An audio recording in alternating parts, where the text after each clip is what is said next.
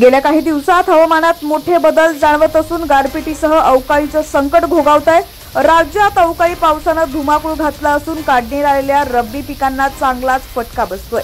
त्यातच महाराष्ट्रातील अनेक जिल्ह्यात गारपीट होण्याचा अंदाज असल्यानं शेतकरी चिंतेत आहे।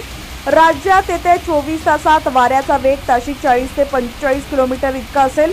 गुरुवारी ब्रह्मपुरी इथं उच्चांकी 38.8 अंश सेल्सिअस तापमानाची नोंद झाली। मालेगाव, चंद्रपूर, धुळे, जेऊर, सोलापूर इथं 38 अंशापेक्षा अधिक तापमानाची नोंद झाली आहे। पिंपरी चिंचवड शहरात अवकाळी पावसानं जोरदार हजेरी लावली आहे। पुढील 24 तासातील हवामान आणि तापमान स्थितीबाबत जाणून घेऊयात। त्याआधी तुम्ही HPN मराठी न्यूज चॅनल पहिल्यांदाच पाहत असाल आणि अजूनही चॅनलला सबस्क्राइब केलेलं नसेल तर नक्की सबस्क्राइब करा, जेणेकरून आमचे अपडेट्स लवकरात लवकर तुमच्यापर्यंत पोहोचतील। आणि हीच बातमी जर तुम्ही Instagram आणि Facebook वरती पाहत असाल तर आमच्या Instagram पेज आणि Facebook पेजला देखील फॉलो करायला विसरू नका। पुण्यात आज 4 एप्रिल रोजी कमाल तापमान 36 तर किमान 22 अंश सेल्सिअस राहील। तसंच वादळी वाऱ्यांसह पावसाचा अंदाज आहे। सोलापूर जिल्ह्यात कमाल तापमान 38 अंश तर किमान 25 अंश सेल्सिअस इतकं राहील। दिवसभराच्या वाढत्या तापमानासह ढगाळ वातावरण आणि विजांच्या कडकडाटात आज पावसाची शक्यता आहे।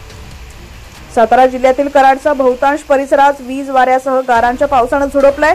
आज देखील साताऱ्यात पावसाचा येलो अलर्ट जारी करण्यात आलेला असून तापमान 36 तर किमान 23 अंश सेल्सिअस तापमान राहणार आहे। पुढील एक आठवडाभर सातारा जिल्ह्यातील तापमान वाढत राहणार असल्याचा अंदाज आहे।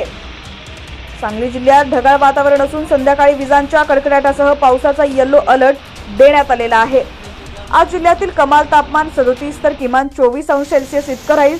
तसंच मध्यम पावसासह गडगडाटी वादळाची शक्यता आहे। कोल्हापूर जिल्ह्यातील कमाल तापमान 35 अंश तर किमान 25 अंश सेल्सिअस इतकं राहील। विजांच्या कडकडाटासह मध्यम पावसाचा अंदाज आहे। तसा शुक्रवारपर्यंत येलो अलर्ट देण्यात आलाय। दरम्यान आता राज्यातील तुमचा जिल्हा कोणता आहे आणि तुमच्या जिल्ह्यात हवामानाची स्थिती कशी आहे कमेंट सेक्शन मध्ये नक्की कळवा। चॅनलवरती नवीन असाल आणि अजूनही HPN मराठी न्यूज चॅनलला सबस्क्राइब केलेलं नसेल तर नक्की सबस्क्राइब करा आणि बेल आयकॉनवर प्रेस करून नोटिफिकेशन्स मिळवा।